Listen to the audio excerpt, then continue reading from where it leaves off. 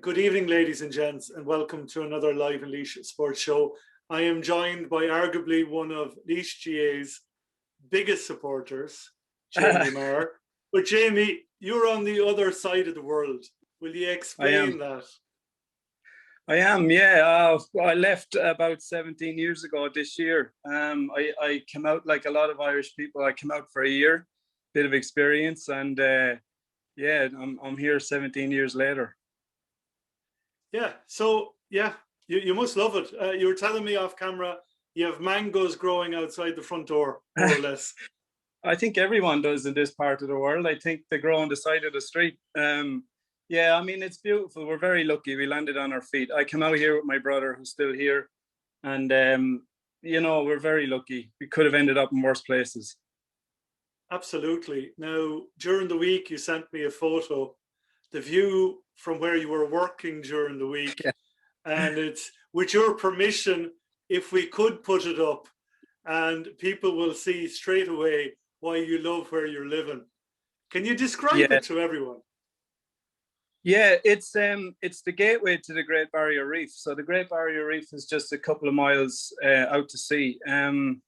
We got here solely by accident, really. Our car broke down, so and we had no money to get back down to Sydney to fly home. So we had to find some work to pay for our airfare, because the original plan was to drive here and fly back to Sydney and then go home. And we had only 6 weeks left to go in our visas. And so we got a couple of little kitchen jobs and stuff like that to get some money together. And I ended up in the maintenance department on Hamilton Island, which was nice. And they sponsored us. They asked me and my brother, would we be interested in being sponsored for a while? So we took the opportunity. And so we were going back and forth to Hamilton Island for about 4 years. And it's just beautiful. I mean, it's a subtropical part of the world. There's 74 islands, I think, as part of the Whitsundays, the Great Barrier Reef Islands. And it's just beautiful. It's a gorgeous place. Lovely backdrop. Yeah, absolutely. But just in case our viewers are getting green, very green with envy, it's the start of your wet season. Could you explain to your viewers, like we think at home here, Jamie, we know rain. Explain the wet season to our viewers. It's very hard to explain. We're actually just coming out. We're kind of in the middle of a normal wet season, but this year it started a bit early. It started around Christmas time this year, but you might even hear it before we finish this interview. Maybe we've just had a big downpour, but it's hard to explain. It's sometimes you just can't go out in it. Like, it's just a sheet of water that just comes down on top of you, and roads can flood very, very quickly. Like, in a matter of minutes, you could be driving and the next thing it's a river. So yeah, it can be quite treacherous. But I mean, sure, it's interesting. The weather in Queensland's always interesting. Yeah, basically extremes. Yeah, very much so. Yeah, I mean, during the week we had a mini heat wave, and it was like 35 or 36 degrees most days, and it's hard work even walking in it, but now since yesterday it's been raining quite a lot, so our backyard's pretty flooded at the moment, but the grass is loving it. I can imagine. And Jamie, if you don't mind me saying so, you haven't lost the accent. I have an inkling you'll never lose the accent. I know, sure, it took me a long time to perfect it. Why would I want to lose it? I know, it's funny. I was reading a little bit about Dermot Gallagher, the English referee. Yes. Who recently, and he's actually dead right. I know I copped a fair bit of criticism for it, but what he's saying is actually quite right. You do actually have to lose a bit of your accent so people can understand you. But when you're talking to people back home, it's not put on. It just happens. Like, it's just a normal response. But you definitely do have to lose a bit of your accent when you're in my case, talking to a few Australian people, just so that they can get by, just so they can understand what they're saying. Absolutely. Yeah. Because we talk fast and we think even faster. Isn't that right, Jamie? That's absolutely right. And most of the time we're talking nonsense. Well, yeah, it's part. I suppose it's part of the culture, Jamie. We wind each other up, and We love it. We love a good you, chat. yeah, and you're out there, and your brother is settled there as well in the same town. Yes, yeah, he just lives down the road. I was up there yesterday having a cup of tea and a chat to him. He's yeah, we're settled. We're both married. We both have children, and we both have good jobs. So yeah, we're happy out. Yeah, because you're an electrician, Jamie, isn't that right? I am, yeah. I'm self-employed. I have it's a little test and tag business, but I do some electrical bits on the side as well. And my brother Anthony, he's a fitter. He's a fitter welder. Very good. Yeah, I can imagine you're in demand 24/7. Yeah, it can be quite busy. As any person that's self-employed would tell you, it's 1 minute it's hectic, and then another minute you're looking for work. So it's quite unpredictable, but I enjoy it. It gets me out of the house. Absolutely, and you're definitely in the right country at the moment. I've got into this habit of watching the Australian news. I have to say it's very good, and they're basically back to normal, more or less. Is that fair to say? Um, they've had their moments. They've had you know, some bad times, especially in Victoria, who've really done it tough down in Melbourne. We've been relatively untouched up here in Queensland where we are. We've the governments, as soon as there's a sniff of anything happening, they close the borders down, and rightly so, in my opinion. I know people won't agree with that, but it's definitely saved a lot of people some heartache. I think personally they've done a great job compared to other countries. I think they've done wonderful. Yeah, you're definitely on track, and New Zealand as well. I have to say, like New Yeah, Zealand, I don't know if you heard Auckland. They've closed Auckland down again because of one case. yeah, I know it seems a bit extreme, but it's the it seems to be working, and I know there's a lot of people don't agree with it, but I mean, if you think about the comparisons of a lot of people back home that I stay in touch with, and the hardships that small businesses and just people being locked up in their homes and everything, my parents included, like they're really doing it tough. So if you weigh up the pros and cons here, I think closing the borders down for a couple of weeks or to do something that may seem extreme to some people, it's shown that it's probably the lesser evil, you know. Yeah, absolutely. The lesser of two evils. Have to agree with you there, Jamie. And speaking of your parents, like pre COVID-19, were you coming back home every year? What was your? Did you have a routine set up? Not at all. No, I've only been home really twice. It's just super expensive to get home, especially with a family of five. We did go home a couple of Christmases ago for my sister's wedding. We had a great time, and it was lovely for me to be able to show my kids their relatives and things like that. And my wife had never left Australia, so it was nice to bring her to Ireland and show her around. She loved it, and she wants to go back. So yeah, it'd be nice to start planning another trip back home. Be lovely. Yeah. And did you when your wife landed with you for your sister's wedding, were there a couple of things that struck her as a bit peculiar about the Irish, especially during the middle of a raucous Irish wedding? No, she finds me a little bit peculiar, so she was well accustomed to it by then. But no, I mean she talks all the time to my parents on Skype and stuff like that. And I think it was just for Lisa. I think it was just it was nice to get it done. You know, I mean, she Of wanted to course. do it for a long time, and I think it was just one of those things where now it was done, she could sit back and relax. And it was just that kind of missing part of our relationship was to get to Ireland, see what it was all about, and meet the people. So she's done it, and she can't wait to do it again.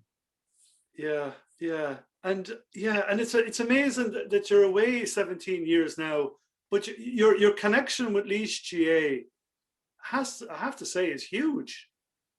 I You're a I super miss it. fan, basically. I would I wouldn't go as far as to say that. I miss it. I do miss it, and I didn't realize how much I missed it till I left. I mean, when I first got here, I mean the GA was the football and everything, the hurling. It was on the telly. I could watch it, you know, and we had it on terrestrial television at one stage. Not paid telly, but I could sit down and watch it in the early hours of the morning. But then it went on to what was Setanta Sport. I don't know if you remember Setanta Sport. It was Yes. on that quite a bit, so I had it there as well for a while.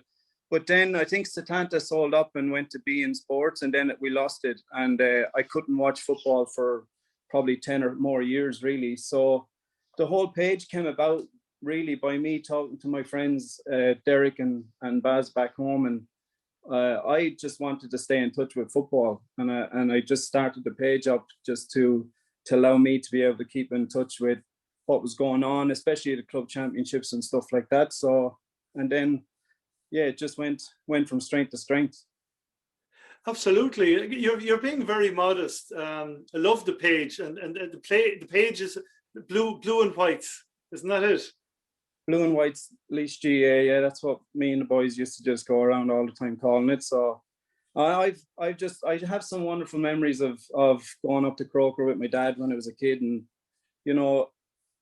bringing the flask of tea with you and sandwiches and stuff like that, and sitting in the stands, and then like in my sandwiches, yeah. Yes, yeah.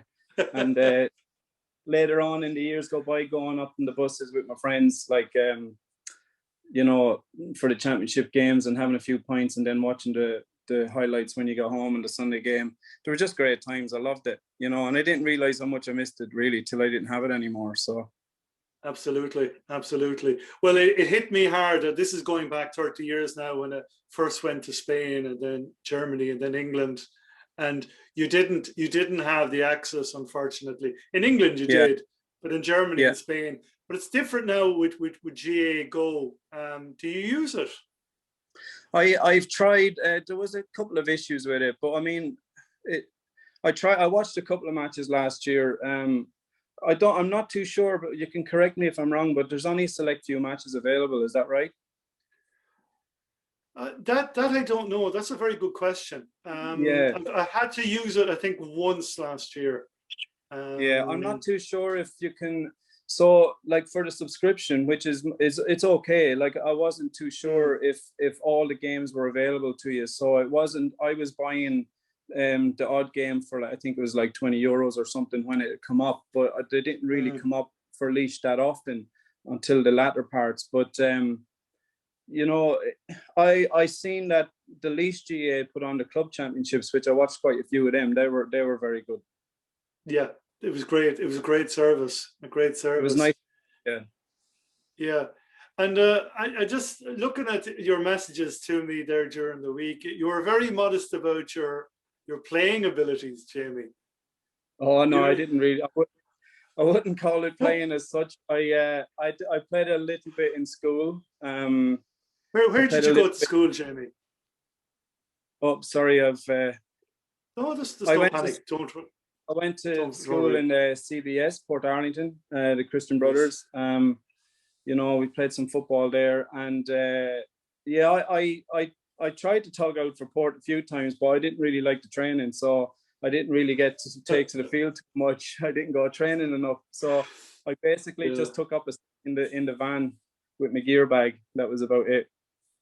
There was some much better footballers than me that took to the field for Port, I can tell you that. Yeah, absolutely. And are you involved with any GA club over in Queensland now? No, there's none where we are. It's predominantly the rugby league and AFL. Cricket is big. So I don't really have a sport. I started up my own darts club, so I've got a darts club going. We have a league that runs 6 months of the year. It actually starts today. I'm going to round one as soon as we finish this, and so that's how I kind of pass my time. That, and a couple of the Facebook pages such as the Blue and Whites, and that keeps me busy. That's marvelous. That's marvelous. So you have a great lifestyle. And sorry, go on, Jamie. Yeah. No, I was just saying, you have to try, don't you? I mean, I don't like sitting around not doing anything. You have to try and keep yourself entertained. Absolutely. And I suspect, looking at the wall behind you, you're a Liverpool fan. I am indeed, yeah. those are pieces of art my cousin did for me. Rick Kelly, art by Rick Kelly. He did these for me. I've got another one over Yes. there that I got Stevie G, and I've got another one on the floor here. I don't have any room for it, so Yeah. it'll go up sometime. I've shared Ricky's stuff before. He's very, He's a very talented. He's a very talented man. I sat beside him at school when all he did was draw on his copybooks and didn't do much homework. Yeah, but he's got a God-given talent. But why Liverpool, Jamie? Though he seems such a nice guy. Oh.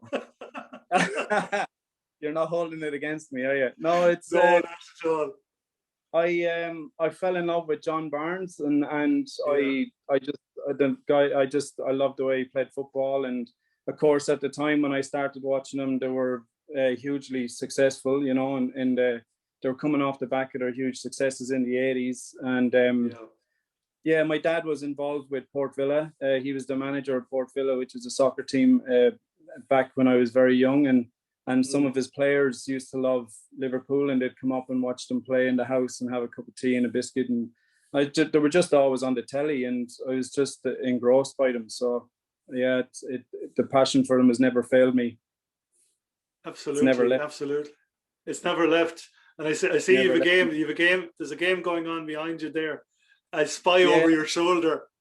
It's the highlights from last night. Sorry, I should have turned it off. That's the no. It's great. It's actually great. It's great. We can see your passions, Jamie, which is wonderful. To see. And now, of course, go on, Jamie. Yeah. I'm a sports tragic, unfortunately. Once there's a competition involved, whether it's a golf ball or a dart or anything at all, I'll watch it. I love it. I love the sport. Yeah, me too. I'm sad to say I'm another fanatic, just like yourself. But yeah, absolutely. But I remember I made a terrible mistake. I took my good lady wife to the Ireland-Germany game back in '94. It was a friendly out in Germany.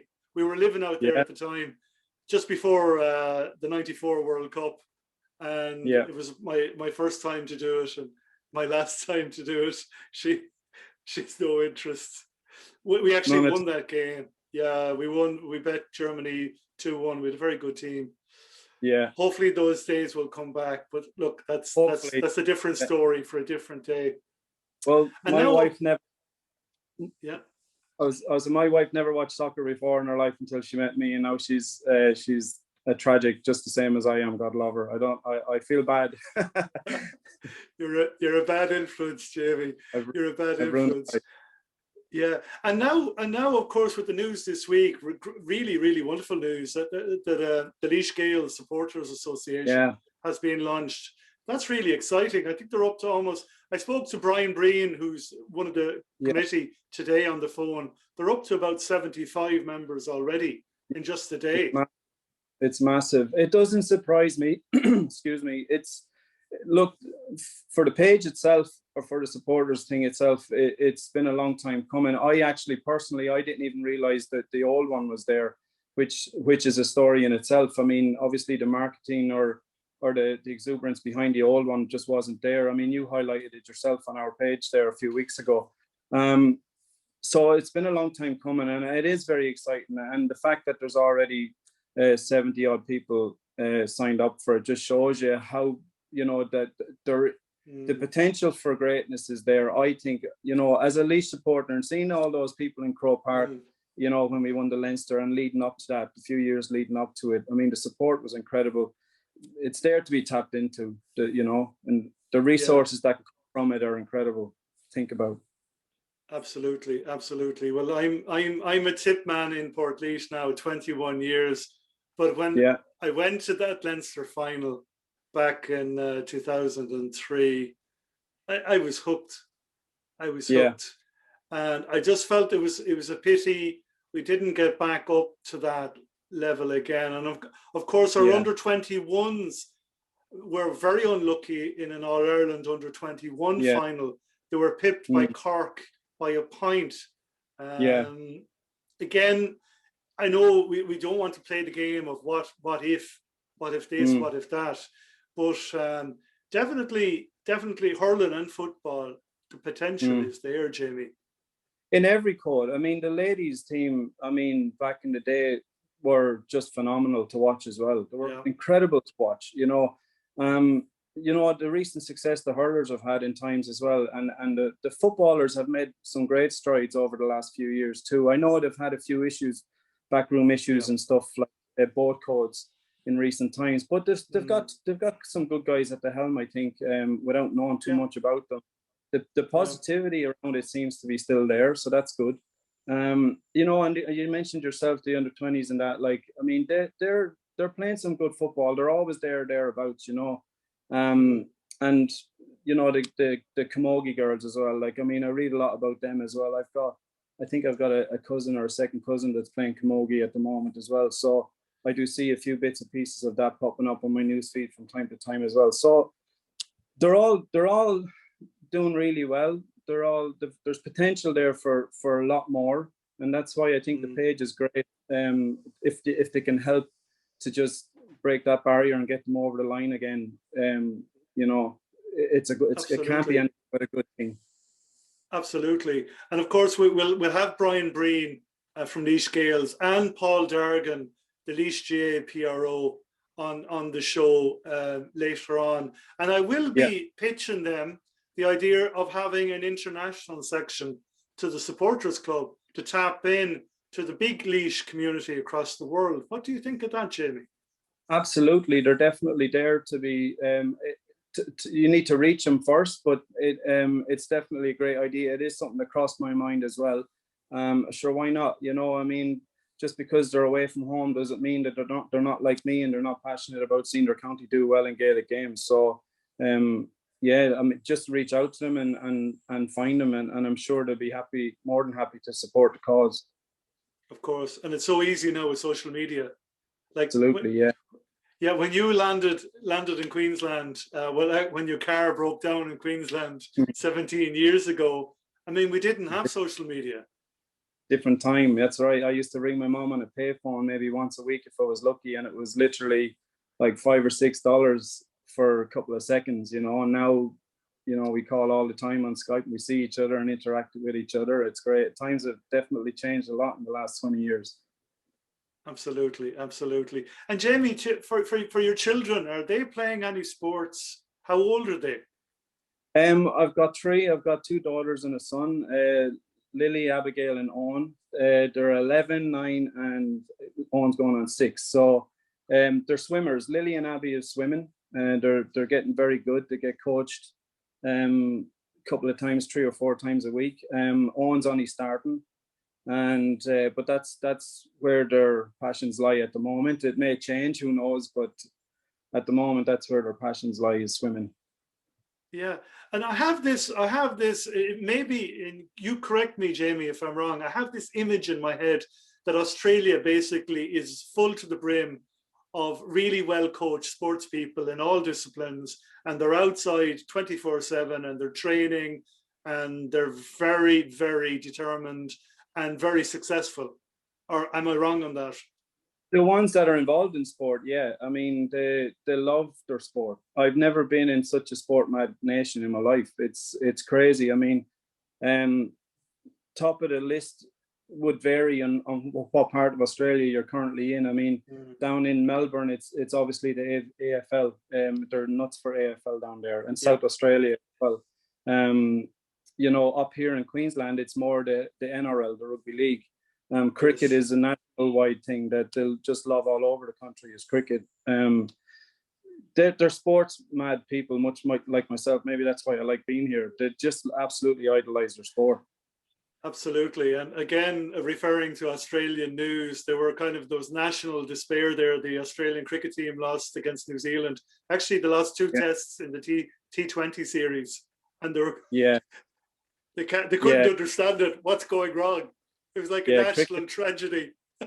Cricket is their first love, for sure. It's in most cases, cricket is their first love. They love their national team.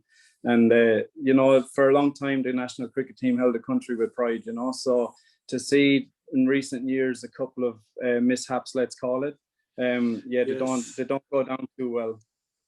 Yes, the ball tampering. We won't go there. Yeah, that's right. Yeah, tricky times, but they're coming back. They're coming back. But I mean, yeah, I mean, you seem to be very happy, very content in your skin, and I can see why living where you do. It's just it's very tempting for me to go right when we can fly again to come on over. Yeah. Oh, Yeah, definitely. It's a wonderful, wonderful country, and it's full of wonderful people as well. Like they're very friendly and very open. It's a lovely, diverse place as well. You got people from all over the world here, so it's a beautiful place. It's a model place to come to and visit. Even, it's had its challenges to live here for sure. I mean, whether they're challenges that Australia have thrown up to me or whether it's my own challenges, I don't know. But it's definitely been challenging. You can't live in a place for 20 years and not have a few issues. But you have to, like anything, even back home, you have to make what you can of your situation in your life. I had a tough time here only recently where I was kind of getting bogged down. I didn't really have anything to do, so I started up my darts club and things like that, and it's just it's changed everything. I've met some new people and things like that. It's a very quiet place where we live, so it's not, as I said, we're so far away from everywhere. It's like way up in a regional part of Australia, so there has been a lot of challenges, but I am happy and everything has worked out thankfully. And sure, there's no point in complaining, is there? no, absolutely not, absolutely not. And of course, I have to mention the T-shirt. We'll have to organise official um, Laois Gael supporters merchandise. I'm sure the boys. I'll talk to the boys. They'll send you something out because the page is just marvelous. Love it. Yeah, I I love it as well. It keeps me well informed. I mean, before the page came along, I didn't even really know who was playing for Port anymore, let alone Laois. And because of it now, I'm able to see what the under 20s are doing and the minors and all the hurling boys, their great success in recent years, and just the change in managers and stuff like that. I mean, without the page, I wouldn't be able to keep up with any of that kind of stuff. So I enjoy it. I love waking up in the morning, just seeing what's on my newsfeed, and yeah, Yeah, it's good. absolutely. And just to admit to you and all the viewers, I have a tenner on Port Arlington, and I expect to collect. If it ever gets finished, that'd be nice, wouldn't it? Yeah, yeah. I mean, it's hard on the clubs involved waiting for their championships to be finished. But look, I'm It is, sure yeah. I'm sure they'll work it out. I'm sure they'll I work hope it out. so, yeah. Hope so. It'd And be nice to see another club championship going back to Port. yeah, but it's needed in the county because I remember going back to Hughie Emerson's time and David Sweeney's time. I mean, Port were a Mm. powerful side then, and They're a Laois very good needs side. Port back. Hmm. Yeah, they're a very good side. I mean, and Port, don't get me wrong, Port Laois are a fantastic side and they've dominated for so long. But, there were some great matches growing up, between Port and Emo and St. Joseph's. So there were some fantastic footballers for all those parishes and all those clubs. But Port had we were very lucky that time to win the championship, that we lucky in the sense of the players that we have. We've some extremely talented footballers, not just the lads that played for Laois or the lads you named out, but some of the lads I grew up with in St. Bridget Square, they were just fearless footballers Yeah, and very skillful as well. So we were really they'd lucky. We go. had a very, very good Port team. Yeah, they'd go through a brick wall for you. They really Oh, would. they were tough as nails, yeah. Tough as nails. But the current Port side are very good. I have to say though, they should have beaten Port Laois back in 2019, but that's Yeah, that's a different I'd story. They agree. left it I'd after them. agree. But, I'd agree but with you. I was saying to my father, I thought that they might have left that one behind them, especially the second half of Port Laois. But you go with your disappointment, you use them the following year, and I think they certainly did that this year. yeah, and it would be amazing now if Port were to do it. Oh, You might you great. might be tempted. You might be tempted home for the Ooh. celebrations. I remember the last one, even though I was a young lad. I remember the last ones vividly. So yeah, you Yeah. never know. If the celebrations were as wild this time around as they were back then, yeah, I could be tempted. Yeah, but it's a great boost for the local community when you do actually get Oh get the yeah, senior title. Yeah, and it's a yeah, it great. is. It's a And especially in Port Arlington where we are, because like on the other side of the River Barrow, obviously you have Offaly and you know, those two communities are very closely tied together. So the pubs are always great as well, because there's always a bit of banter with a few of the guys from Gracefield and a few of the boys from Offaly. So there's always that bit of banter between Port and Gracefield and Laois and Offaly in Port Arlington. So yeah, that adds to it, to the enjoyment levels a little bit as well. Yeah, and a couple of stray Kildare lads coming in from Rathangan stirring the pot. Yeah. We won't talk about that. No, we'll leave the lily whites out of it for today. Leave them absolutely. Out, yeah. We'll leave them out. Yeah, best forgotten. Don't mention them. Yeah, absolutely. Otherwise, Jamie, they'll get notions. I know. Yeah, and they've had enough success over the years, especially against us. So I don't want to think about it. Absolutely.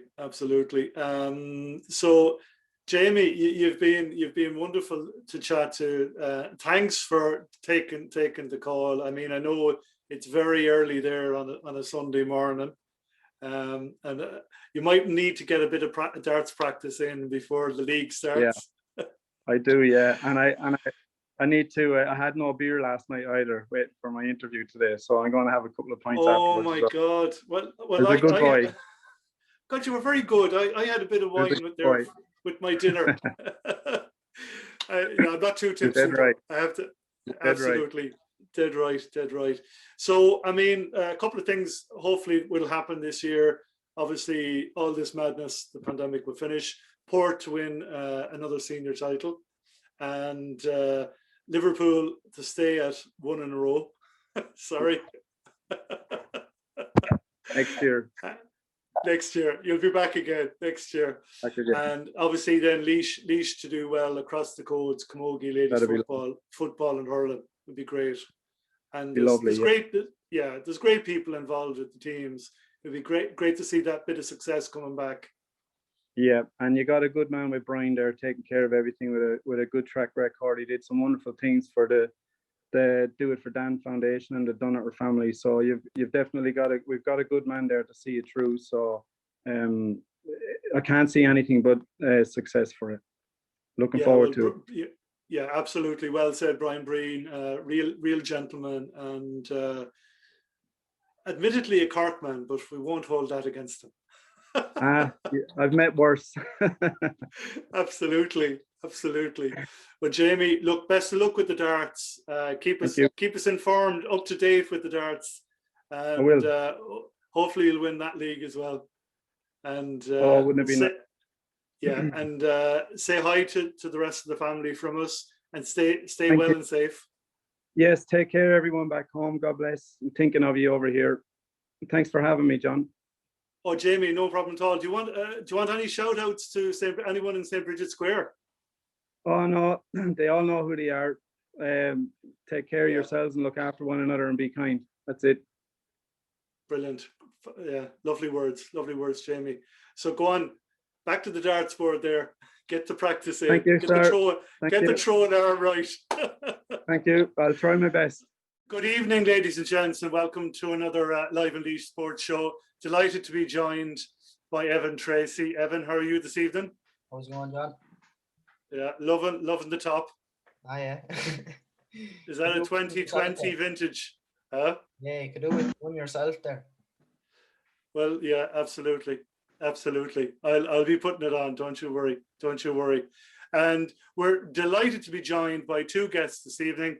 We've Brian Breen, one of the people behind the new Laois Supporters Association called Laois Gaels, and also delighted to be joined by Paul Dargan, the Laois GA PRO. Gentlemen, how are you this evening? Great, thanks, John, and yourself?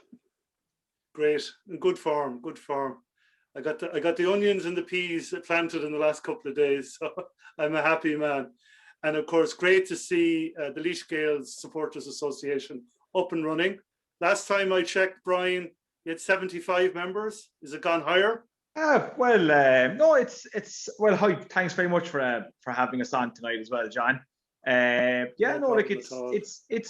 going. It's moving in the right direction now. We're very happy so far with the uptake.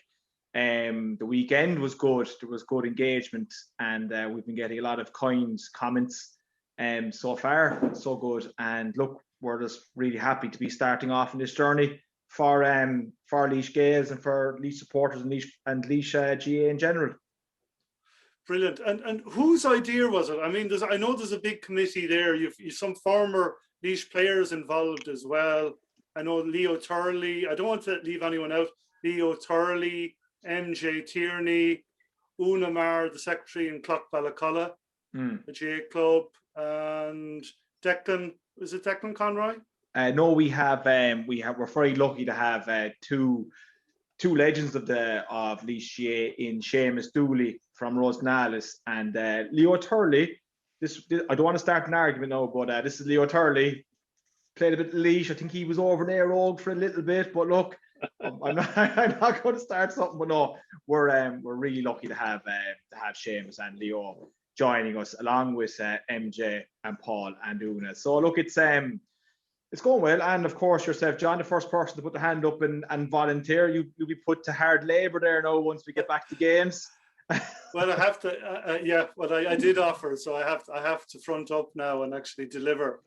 But who came up with the name, Paul? Are you taking credit for the name Laois Gaels? Oh God, no! I suppose how we came up with the name, myself and Brian would have numerous phone calls for the last number of years. But I suppose in the last couple of months, we've been brainstorming in conversations at all hours of the morning, noon, and night, and we had a couple of others on the table, didn't we, Brian? Yeah, no, we had. There was lots of names. There was you know what? Actually, I actually have a scrapbook just with ideas, but I think the Laois Gaels one really jumped out because I suppose without trying to go down the whole folklore thing, really, a Gael is a tribe of people, and look, it irrespective of where you are, if you're a Gael, it depends where you are at that time. You could be a Gael is a person who's interested in their local community, part of a tribe, part of everything, and it's like everything.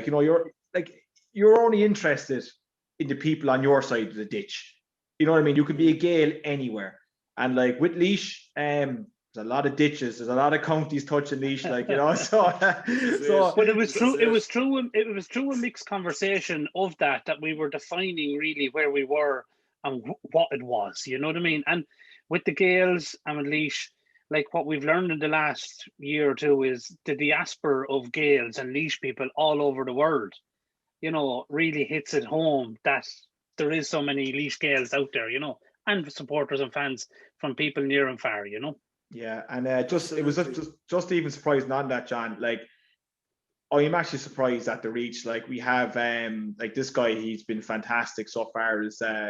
He's himself, Derek Carroll, I think it's Baz as well from the Three Lads from Port Ireland. They run a great little group, not little, it's far little, it's much bigger than us at the moment, but they've been a massive help. Jamie's over in Australia, and look, he's been great. He's been really giving us a hand out with a lot of stuff.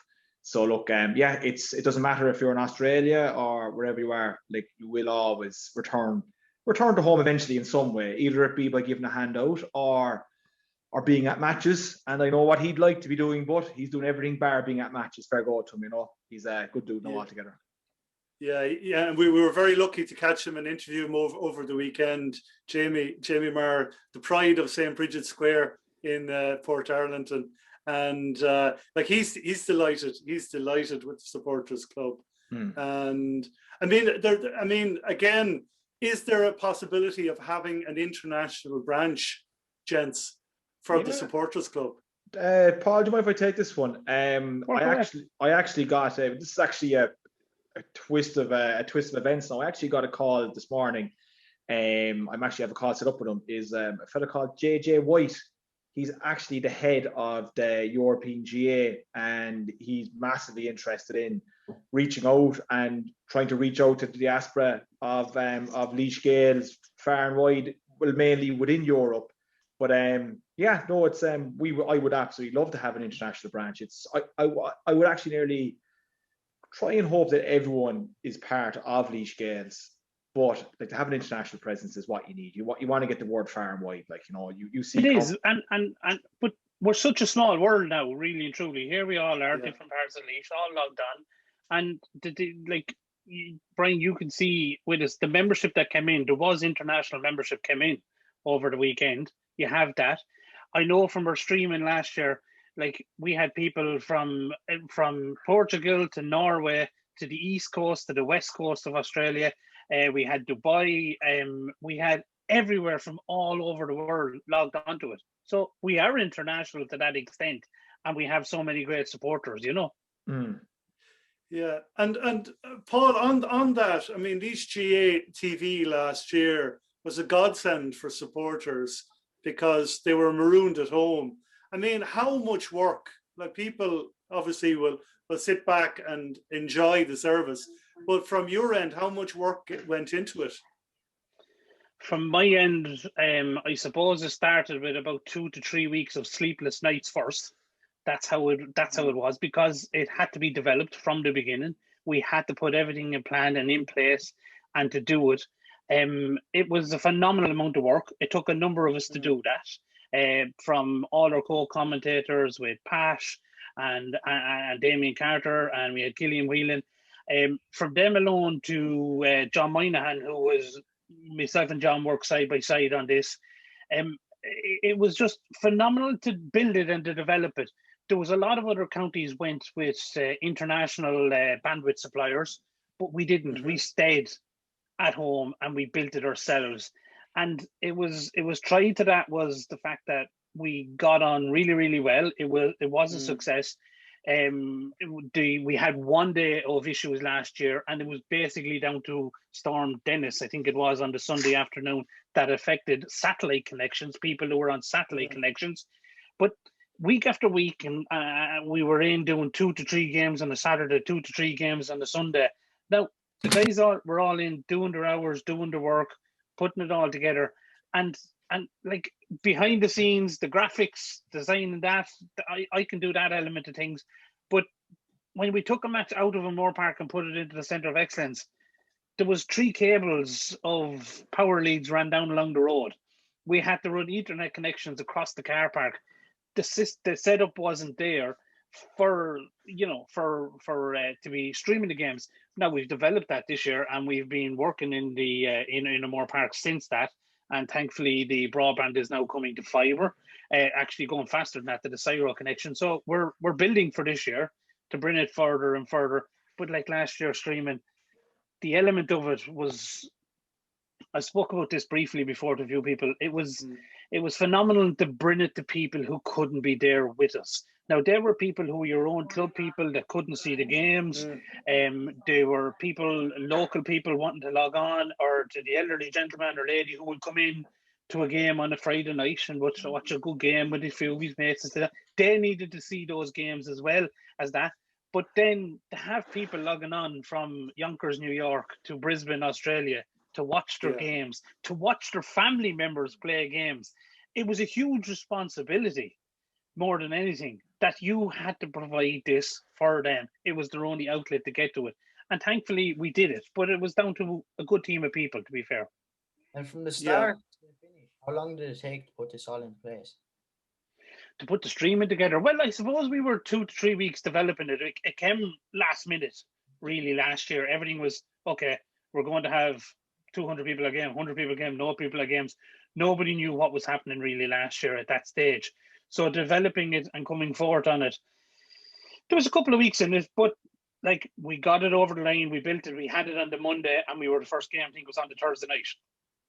It was a quick turnaround like that. Having the equipment, which some of you know, I'd have the background in video and technology and bits and pieces with camera work and that we had some of that there, that we were able to develop it, but it took professional people to get it together. Oh, on the day to set it up, was there much work involved? Yeah, I suppose in the Moore Park, if we took a game on the Saturday afternoon, we would have been in about, you're talking probably about an hour before the game, that you would have, and you setting up your cameras and your monitors. Well, some people wouldn't see. We have the backdrops there for our co-commentators and our main commentator. We have the backdrops there for that. Then you have your monitors that are separate for them to watch an instant replay of the game. So if there was a contentious decision in a square ball or something, we have the replays that they can see it and comment on it exactly. From that, then we'd be working on the back end of it, just making sure people's access codes and all that were coming through. So you were in an hour beforehand, but you were still an hour afterwards setting up and taking down as well. That was only in the Moore Park. Putting it in the centre of excellence, we ran extension leads, and unfortunately, sometimes they got plugged out in the middle of it, and they were the headaches. But you know what? We overcame them all, and that's the way I am. The show must go on. It comes from my background in dancing, but it comes to everything that I do. All these problems can be overcome, and that's why we were successful with the streaming last year. And Paul, just on the subject of streaming, I mean, are there plans to roll it out beyond O'Moore Park? I'm thinking maybe Portarlington, Rathdowney, or is the patchy Wi-Fi in certain areas still going to be an issue? The patchy Wi-Fi is an issue for everyone in the country. There is no between about it. And the reality of it is, even if I'm in O'Moore Park and we have 60 meg download coming into the press box area, okay, that's fine. That's brilliant connection for anybody. But if I put that to Wi-Fi and try to stream the game over, it's not going to have consistency. It's not going to have the quality, and it's not going to be good enough. So with that in mind, the whole stadium of O'Moore Park is now e-fibre, so it has fibre connections, and basically Air are waiting to make the final connection from outside in the lovely green boxes out on the roundabout to make the whole stadium fibre. Because all the turnstiles, so when you think of the turnstiles in Father Brown Avenue or over in the Abbey Leagues end or down there, yes, they're all connected as well. Each of them all have to have their own connection, and they are now all connected up, obviously for ticketing and for huge games that we would have.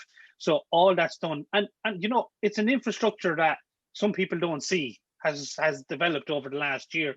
And that's down to a lot of work from the executive and Ger Slevin like that as well. You know, and Niall Handy, we're all kind of hands-on getting those developed. And even, as I was saying earlier, to the back pitch in the Centre of Excellence, we've now power brought there. There's no extension needs to be ran. And then we're in the process of getting the Ethernet connections, once that's there, to do it, bring it forward. Streaming is not going to go away, guys. You know what I mean? Here we are back again a year later, March. And the reality is we're improving so that customers can see it better. Yeah, no, it's just wonderful. But I mean, it's great to hear like that. Basically, you've brought it so far. You've improved the service. It might have been a shock to all our viewers the amount of work that went into it. People just take things for granted in many cases. Oh, look, it's phenomenal. I could tell you. The steps in O'Moore Park were ran up and down, and I was going faster and up and down those steps than any player that was on the field. There was some stages when something went wrong or went down, you had to get it done, and that was the reality. But as I said, it's very important that we did that to bring it to the people, you know, and that's what's important. Jump in there. Like, as the PRO, I know it's not a part-time job; it's pretty much full-time. These putting Laois scales on it as well, has that caused a lot much more pressure for you? For me, no, because if anybody knows me, I'm a supporter. I'm the number one supporter. I say that with my hand on my heart because I love Laois, and I love from the small ball to the big ball to the underage games, and I've been very privileged for the position that I'm in now to experience this over the last number of years. The Laois scales, you sit down, the phone rings, Brian Breen rings you. What have you to do? That's no problem at all. Let's get it sorted. So the work that's came with the Laois scales is work, but it's not work because we're developing it for the next generation. We're bringing it forward for the young people to come in, to be part of it, our own age and everybody else to be part of it. And that's what makes it. So I'm about people. People know me. And it's about bringing everybody together. And it's to give people a hand to come together, do that in that way, and to give them, I suppose, the love and the experiences that we've had, you know, that you can cherish that and come forward. Kids coming in, they can experience in meeting greets that we're going to look at and do. Brian will go through that in a couple of minutes. It's to give those experiences to the younger age group to come forward. And that's what's going to make Laois scales develop over the next couple of years. I'd be writing that, wouldn't I, Brian? Yeah, no, it's amazing. Look, like I'll be honest, like, you know, like Paul's probably been, as usual, a bit modest now, to say the very least. Like, you know, I'm not even joking. Like, I think I was involved. I definitely was involved with Dempsey's a little bit last year, and I'll never forget. It was during the storm, and I was driving in, and I just seen this lad with a sign design kind of it's not a sorry, it's a snood, right? In Cork, it's called a snood. You can call it a snod all you want in the Midlands. It's called a snood, right? But he's up there and you see the mad eyes, and he run around with a load of cable, and Pat Sull running behind him with an extension lead, and it just the rain coming down, lads trying to erect like I think in about 2 seconds they like erected a kind of a small stand for the camera to go up to go over pitch 1 when the match was supposed to be in pitch 3. And I was just like, my God, because these people are all volunteers. And you know what, and and even like I kind of get caught up in the whole thing. Like when I hear someone like Paul or anyone who's really passionate about something, it's infectious. Like, you kind of sit there and go, yeah. This guy breathes and loves it. And look, and that's probably what gives me the kind of energy to do bits and pieces. Like, yourself, you surround yourself with interested, passionate people. Like, it makes the process so easy. Like, you have Paul, Una Mar is unbelievable. She's a really, she's a young chairperson, and she's just really organized. MJ, like everyone knows MJ Tierney. Like, MJ is fantastic. He's professional, marketing background. Then you have you have Leo, Leash Masters, everything else. Like, it's great to have a group of people like Paul. If you can surround yourself with Paul Dargans, you're going to be okay. And I know. Look, he's very modest. Like, but I'm massively thankful, and he makes my job so much easier. Like, well said, Brian. But Paul, where does your passion for Grey Cullen GA and Leash GA come from? Oh, that's two things there, because I am Grey Cullen, and I am a Grey Cullen man, or as some people refer to it, you're from Greg. And we have a little triangle down here, and if I toured the world years ago dancing, and it was all over the place, and the questioner asked, "Oh, Paul, where are you from?" "I'm from Grey Cullen." And you put the hand up, and that's what you were always proud about, to do that and say that. So my passion in Grey Cullen has been since a young age. I've always been part of the club and playing as a young lad in there and everything like that. And all my friends, going up along the way. I remember being a chap, and you could be in the clubhouse and you'd be seeing the older guys winning minor titles and everything like that. My granddad was Edward Miley O'Neill was his name. Edward played with, I call him Edward, it's the official name for him, but Miley was known. He was president of the club in Grey Cullen. He played with Laois, but he's stories that he used to tell me when I'd come over, and he'd be telling me about how he played up in Tullamore, and he'd be playing the Dubs, and how being in Croke Park and playing over the years and everything like that. And then as I got a little bit older, we were going to games, and we think of the minor replays up in Tullamore after the Leinster final against Westmeath and everything like that. Going to them with Grandad, and my brothers and my cousins from England were over, they were the moments that we cherished. Because if I look even at that era, I was looking, you had Danny Doug was on the team. You were looking at like the pride of Grey Cullen going over and being part of that team. And I knew Niall Collins, his sister used to dance with me, and Niall was on that panel as well. And just to say you can refer to these guys who were in this moment, and Tullamore full with 20,000 people, was just phenomenal. It's all those little things that are instilled in us that make us supporters. So why am I here 20, 30 years later? It's because of those moments, like going 98 to Leinster or to the All-Ireland semi-final to watch the minors, my dad being the Kildare man, they were in the seniors and we were in the minors, and being there, and my two brothers coming with me, my brother and my granddad coming out of Croke Park, getting lost and walking to Houston Station. There's so many stories and so many elements, but it brings it back together to who we are and where we're from. And it's about being that, and that creates my love for Laois. It creates, everything about it. And look, we instill it in everybody who comes to the games. Evan goes to the games. His dad and me are great friends, but we love going, and we love bringing these people together, and we love the trips to Thurles, to Derry. We love all of that, and it's about that. But we're giving back that little bit of love that we do. What has been the highlight of your whole time supporting Laois? What has been the highlight? Well, I suppose I'll never forget those replay games in Tullamore. And I know they didn't all go our way and everything like that, but they were great memories and moments. But there's only one moment for me. Well, there's a couple of moments, but I suppose 2003 in the Upper Hogan when we lifted the cup to Leinster, that was phenomenal. So it was. We'll never forget it. I only tweeted the photo. ESPN had a question out online saying, what's your favourite sporting moment? And I took a screenshot of the crowd on the field and looking down as I was looking at it going, that's one of them. But then, I've been very lucky in the last couple of years, and I know Brian has been pitch side with me as well, to see the highs and the lows of games and to see, to experience that. I am the fan, I am the supporter, but then with my photography and being PRO, I have been pitch side. And when we won Division 4 a couple of years ago, we got to lift the cup with 3 other members of Great Cullen GAA, and that was Dicey, Trevor, and Mark Timmins. And the 4 of us were just on the field going, go on, Greg, So there's moments like that are very, very personal to me, and I'm a personal person. So that's what's, they're great memories and moments. Yeah, well said, Paul. Well said.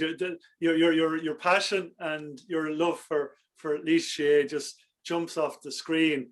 And Brian, Paul mentioned in passing that you're involved in the Laois senior football backroom team. Would you like to tell the viewers what you do? Yeah, well, I suppose what I do is I just say I do everything bar the football, more or less. Like, you need the nuts and bolts. You need stuff ran. You need stuff organized. But like I have a great group of people. Like, I've over the last couple of years, I've worked with lots of people. But like the kind of the stalwarts, we call them, like, very lucky to have like a legend of Laois football, Oliver Byrne. You know what I mean? I know I called him Oliver there, but look, we go on. I think he deserves a bit of class at this stage. But like, you have Ollie. Like, I remember, it's like when you come into a setup, you got to serve your apprenticeship. Like, I think I spent the first year with Ollie just shouting at me to go get football, which I don't even think existed. Like, he said, there's a football gone over the fence, and you're going, I didn't see anything go over there, but you'd be gone for an hour and a half because you respected him. And look, you have you have Pat Sull. Look, Pat is former PRO, constant member of the Laois backroom staff. Like, Pat's a great guy. You ask Pat to do something, he'll do it. Even though he doesn't want to do it, he'll do it anyway. And you have the likes of Mark Kelly from Stradley. Like, we're lucky to have these people. But then those people make my job a lot easier. I've been lucky to work with physios like Sean Gaffney, amazing guy. And the caliber of coaches that I've come across since coming to Laois have been fantastic. Like, I've worked with Jerome Stack and Sean Cotter. There's Owen Kearns, all these names, they're and they're all wrapped up in Laois as well. You've Sean in Port Laois, you've Owen in Ballyroan. Jerome was in with Port Laois. He was in a couple of years ago. It's great. And I'm extremely lucky. And then you have people who make my life easier, like Bosco Ramsbottom. You ring Bosco and say, Jesus, Bosco, can we do an old barbecue or something different? And even though he'll just do it, he'll just turn up and just do stuff, and look, I'm probably missing out a lot of people, but it's my job is just basically to facilitate these people doing what they do, and is just to make sure they have the supports to do what they're good at and be supporters of Laois football and of Laois GA, more importantly, Yeah. And Brian, tell us about the club back home in Cork. Yeah, well, look, it's a great club. I was very lucky a couple of years ago. I actually got them on a training weekend that I actually brought. It was a very proud one for me. Actually, was bringing a county football team back to my home club in Passage West. It was amazing. It was full circle for me. Leaving Cork, I suppose. But in Cork, I was in a club called Passage West. We're a dual club, hurling and football. You could say we were as equally good or as equally bad, but we were all, it's it was a great place to live, and a great group of people involved. And I left there and I got an apprenticeship up in Dublin. And this is a bit of a weird one. I was actually with Oliver Plunkett's up in Dublin. And when you say Oliver Plunkett, you say Laois. There's only one man you can think of, David Sweeney. So I played a couple of games next to David Sweeney, and tell you about it's an experience to say the very least. He's a solid Laois man. Look, and even with him, like when I was talking to him about Laois, like just the passion, like, you know, he was always really, really passionate about Laois, like, you know, and lo and behold, I just ended up in Laois, and I'm delighted I ended up here, to be honest with you. Kind of, it's a great place to be. Like, I actually, It is. Laois is one of these places where, like, you're surrounded by like-minded, passionate people, like, you know. So I'm delighted to be down Laois, to be very honest with you. Yeah, and funny you mentioned David Sweeney, a very, very proud Port Arlington and Laois man. And it's great to see Port Arlington come strong again. On that, Paul, obviously we don't want to kind of favour any clubs, but I mean, is it important for clubs like Great Cullen and Port Arlington with the population centres to be that bit stronger and come through? Yeah, well, I suppose if you look at the underage in Port Arlington for the last couple of years, they're phenomenal in the success. They've put the infrastructures in, their own committees and everything like that. And I frequent the grounds every couple of years. You know, I'd always be in and out of them. But you're always welcome in any of them clubs. Let it be down in Clough-Ballacolla, let it be in Port Arlington, and let it be anywhere in the county. Let it be Strawberry or anywhere like that. Coming down to these places over the last couple of years, you will see those young lads and young ladies coming through from underage, the development squads, and coming up along the way. And then, you see a chap that comes then from under 16 and he's with the development squad, and you get to know all these personalities and go through. Greg and Port Arlington contested minor finals against each other and under 21s and everything like that. So yes, you can see there's two clubs you've hit the nail on the head with that are really, really have good underage and working very well. But a lot of them young guys are very true and very professional. Like Brian knows from working with some of the guys now from Port Arlington, and even with Greg, the likes of Trevor, or let it be Paddy Soul or Robbie Piggott coming through. Them guys have came from being young men to being adults and being professional, and their work ethic that they're putting into it is paying off. But what does it pay off to? They've become senior footballers for Laois. They're putting that effort in there, and they want to be better. Yeah, to improve themselves. Sorry, Brian. Yeah, no, it's just like, I suppose what I found in Laois, like, is like I was very lucky that when I first came into Laois, that I kind of got the start of all the really young players on the Laois team at the moment. I got to see the green shoots of Robbie Piggott, Paddy Sull, like Mark Barry, like Brian Byrne. Like, you've all these like really good young fellas, and like what struck me is the absolute professionalism of these guys. It's like I'm living in Port Arlington, and every so often I go down and you will see young fellas in Laois gear, in Port Arlington gear, doing laps of the town, like basically chase each other around the town, because look, that's all they can do. But like, it's like everyone in Laois, they're doing the most of what they can at the moment, like, you know. So like, look, it's great. Like Mike Henchy is doing great work with the development squads inside, like, you know, and there's so many good young coaches are getting involved now. Like there's people ringing me now, even though I'm just passing on numbers, like, but the likes of, say, Paddy Dunn, like, you know, from Rosenallis, all these kind of guys, like, they want to get involved now because they can see there's a plan, there's young fellas with a passion. Like, you can go over now, like, and you can see like underage divisional hurling teams. Like, it's starting to grow, like, you know. And look, I suppose, look, I don't want to go completely off topic, like, you know, but like within Laois, like, I'm used to growing up in Cork where you could be a junior player, but if you're good enough, you could be guaranteed senior football or hurling, because there's always divisional things. That is definitely something that I do think that has to be looked at within Laois, like, you know. And I don't like using this as an example, like, but I'll use the Rob Tyrrell example. Rob Tyrrell, look, is a fantastic young fella. I've dealt in him, I've watched him hurl, I've watched him kick a football, but unfortunately for the likes of Rob, like, his year of football now, the way things are, could be one junior A game with cameras, and that could be it. So like, I think we're definitely missing out on a lot of young fellas with development who, like, you might have lads up in Great Cullen, like, who love hurling. Like, you know, you have to give somewhere for these guys to go, like, you know. It'll improve everyone, like, you know.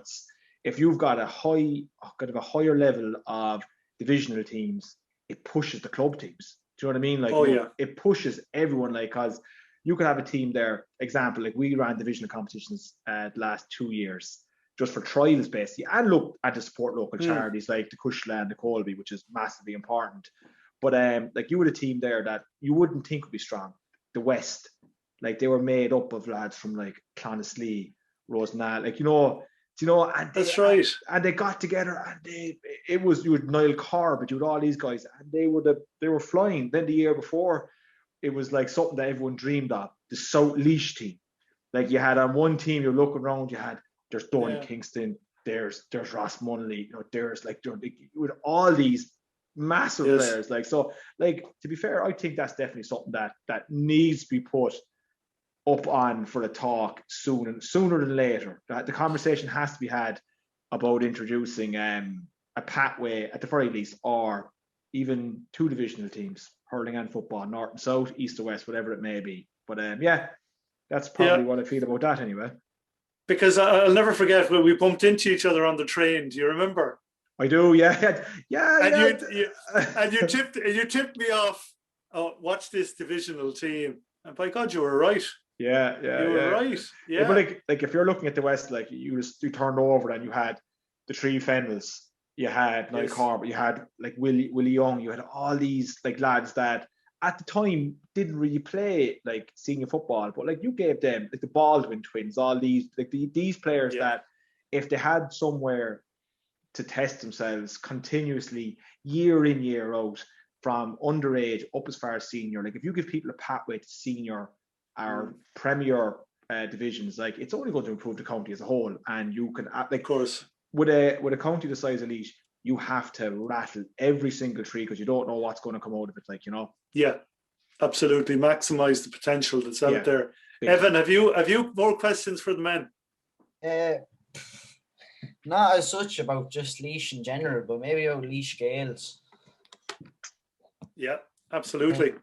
You think that funding wise it's going to make much of a difference to progress the teams on? No, most definitely. Like it's I suppose, look, the basis of this, and look, I'll be very honest, like, this, there is an element of funding in it. Of course there is. There's an element of funding. It mightn't be a massive amount, but like the most important thing that we're trying to do here this year, and Paul would agree with me, we need to consolidate a fan base.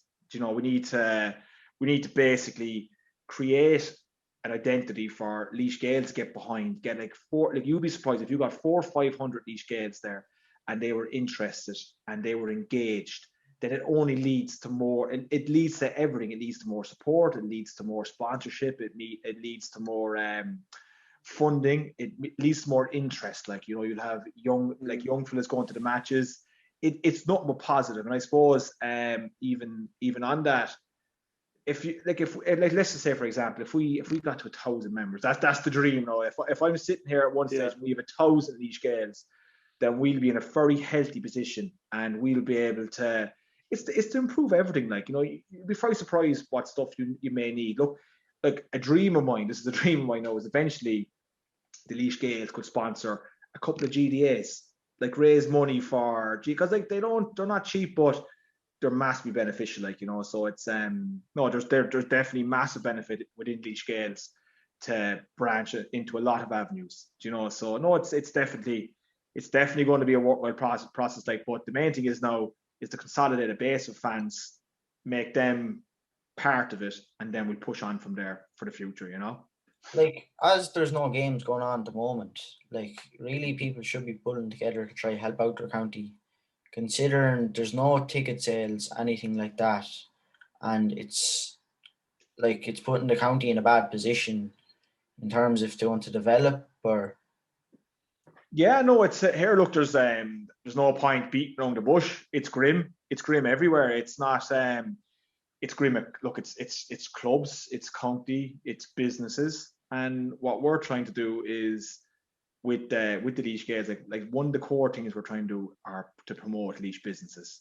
Like, we really want to, like, everything has to be Laois based. Like, we want to push Laois businesses, push Laois Gaels to support the businesses that support them as Laois Gaels. Like, you know, we've like, to be fair, we've had a few businesses now sign up to the business membership, and look, Paul has another bit of work now to create a page with links and whatnot to all their to their sites and everything else. Like, but no, this is times are tough. There's no way of beating around the bush. We're all like, and with that, as Brian is saying about the site, it's been developed to go forward. And like what we're doing with everything, it's to build the base of the supporters for going forward.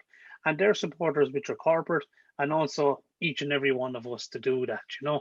And it's about, you know, yes, the funding, it'll help the players. It'll also help the development squads coming through, you know, and that's what it's all about, guys, is to put small things in place to help everything grow. And, you know, it's key to do that.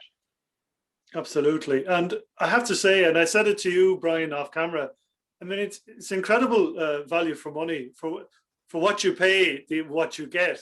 Like, there's a percentage going to be put aside for something that's really important in this day and age, and within COVID and life, is it's a fund for hardship and wellness, and just for like everything that people don't see that goes on, sensitive issues, like, you know, that players may need a discreet hand with. Look, it's all going to be very transparent. It's all going to be accounted for. But sometimes you might have a manager come to you and look, you don't want to get into it, but people need help. And for real professional help, it might cost a bit of money. And if Laois Gaels can provide that, then look, that's a massively good thing in my opinion. Like, you know. Oh, it is. Yeah, you don't want anyone to fall through the net. Absolutely, absolutely. And going forward, Paul, are there any other plans that Laois GA have for the coming year? Anything new? Well, anything new. Everything has always been developed at every stage, you know. So really and truly, we're planning for what the year ahead. Give us games, give us time frames. Let's get this dreaded big 19 out of the way, or COVID-19 out of the way, that we can develop and go forward. And as I said, it's what's been done in the Moore Park by the ground staff and Mick and Jeff Slevin, and you know what I mean, and all like that. Like they're looking at a new ball wall down the back down there. All those type of things. Everything is always being developed and worked on. Yes, we're all under financial constraints for any developments to be done, but it's key that you're always planning to work and to look forward. You know what I mean? You don't stay still with anything in life. You have to learn, you have to produce, you have to go forward and forward. And that's what it is. So is there anything new from Laois GA? I'd love to be able to turn around and give you a scoop on something like that. But you know what I mean? It's not there at the minute because there's so many committees involved and there's so many people behind the scenes that nobody sees. People can say, oh, look, this has not been done or that's been done. And sometimes they don't know who's doing the county board, who is the 15 people that are there, who's putting those hours and hours and hours of work into it that we don't see. You know, and I can refer to numerous other members of the executive as well to see what work they do. Now, I was on another call this evening for an hour and a half before I come on to you here with meetings going through it. So we're sitting in the chair here since 7 o'clock, but that's it. We're all here for the reason to make Laois better. Football, hurling, develop every code, everything across the way. And that's what it's down to. And we hold on to those days. And there's great days in between all of that. And if it's an O'Byrne Cup in the 3rd of January, sitting in the fog in O'Moore Park, and there's 50 other people around you, you're holding on to those other days. You hold on to the games where we got bet in the Leinster final, and the guys come back down and they beat Tyrone in a storm day on that Saturday. And I was over on Terrace side with one other friend of mine, the Bear, and we were just standing there, and I think Brian was with us as well. Not that Brian, Pop, sorry, was there as well. And the three of us were just bouncing around with excitement and the energy of getting a result, to see those guys that day and put that into it. And then to turn around and to experience the game against Tipperary that day up in Dublin. We went down to 14 men, you know what I mean? Yeah. But we knew we had it, and we drove and kept going and going and going. Those days are phenomenal. It's just, look, and then it stays down in, it can be anywhere. We were lucky enough to travel to London a couple of years ago with the football. That weekend was phenomenal for us all. And the moment and the magic, and Brian referred to this, that day when we all came out into the field and John Suru opened the fence and brought us all out for that one photo where there's 40, 50 of us all there together like that. Yeah. That was just the crowning moment that year Of course. for us as Laois people. It was phenomenal. Travelling to Derry, travelling to Thurles, wherever it is, it didn't matter. We go. And I think, and I meet people over the last couple of years at all these games, from the young people to old people and ever in between, we're missing everybody. We're all missing each other. We're all missing how we going, how's things, and you just turn around. And like, it's just, we need football to come back for that we can all look at each other, meet and greet, and have that 2-minute conversation. Well, what way is it going to go today? And you're just standing outside and you're at the back of the stand in anywhere in a Moore Park, or let it be in Tullamore, and we're just meeting and greeting with each other and going, what do you think? What way is it going to go? And we're just feeling that energy. And we need to come together to bring that energy to the players, to let them know we are here with you. We poke every ball with you. We're kicking every ball with you.